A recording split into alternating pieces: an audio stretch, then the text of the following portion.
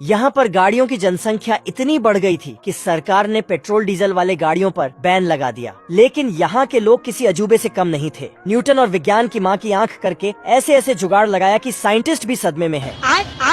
ये कुत्ता हवा भरने वाली पंप से हवा मारता है तो गाड़ी चलने लगती है। ये पहलवान गाड़ी पर जिम मारता है और गाड़ी चल पड़ती है। गजब। इस टैलेंटेड कुत्ता ने जूते का गाड़ी बना दिया, लेकिन अगले ही पल इसका पिछवाड़ा टूट जाता है। अब बच्चे भी झूला झूलते हुए स्कूल जाती है। सेठ मुनीलाल अखबार पढ़ते हुए कुर्सी हिला रहे थे और गाड़ी चलने लगती है। क्या सोच है रे तेरी। और ये झूला गाड़ी बहुत खतरनाक है। साला झूले का आनंद लेते हुए जा रहा था, लेकिन यहाँ के कुछ पढ़े लिखे लोग ने एक खतरनाक जुगाड़ का आविष्कार किया। अच्छा, हट जाइए, प्रोटीन हक दूंगा। इस पर बैठते ही ये हवा से बात करता है। बारिश होते ही इससे ऑटोमेटिक छाता भी निकलती है। लेकिन इसके कुछ साइड इफेक्ट भी हैं। सिगरेट पीने की गंदी लत इन बतख के बच्चों को लग गई है। ये देखो मेरी हालत कमजोर हो गई। ये तीनों नशेरी दिन भर नशा में रहता है। मगर नशा जब उतरा तो इन्होंने अखबार में न्यू ब्रांड सिगरेट का ऐड देखा। इससे तो बहुत मजा आएगा। लेकिन खरीदने के लिए इन भिखारियों के पास जेब में फूटी कौड़ी नहीं था। मैं गरीब हूँ। थोड़ा समय खराब चल रहा हो। तभी इनकी दिमाग की बत्ती जलती है। मस्त प्लान है। तीनों चुपके से घर में घुस जाता है और पैसों की तिजोरी उठाकर भाग जाता है। भगवान, ये सब क्या देखना पड़ रहा है। छोटा बतख तिजोरी खोलने की कोशिश कर रहा था। तभी बतख इसके सीक्रेट घर में आकर सॉरी और पैसे लेकर चला जाता है। लेकिन तीनों गजेरी हार नहीं मानते और बतख से पैसा छीन कर भाग जाते हैं और सीधे सिगरेट की दुकान पर जाता है।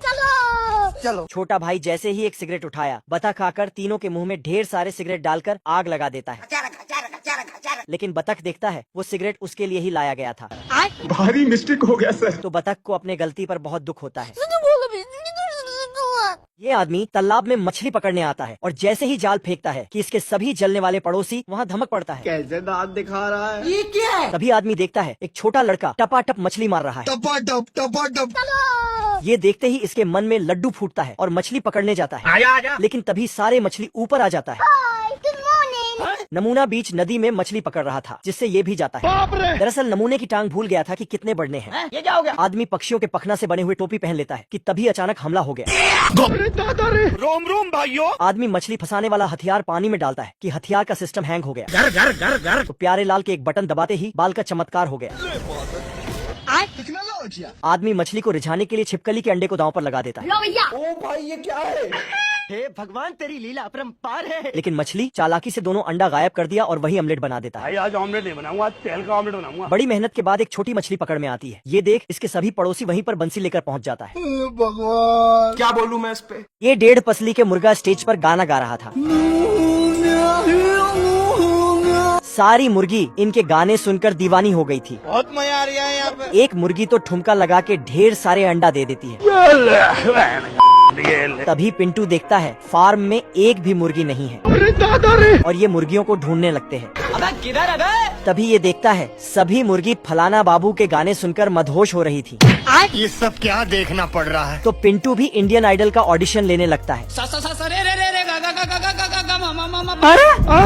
देश दुनिया से सिंगर लोग आता और अपना कला दिखाता है। साला पता नहीं चल रहा ये सिंगिंग का ऑडिशन दे रहा या एक्टिंग का। तभी एक टैलेंटेड मुर्गा स्टेज पर आता है और गाना सुनाने लगा।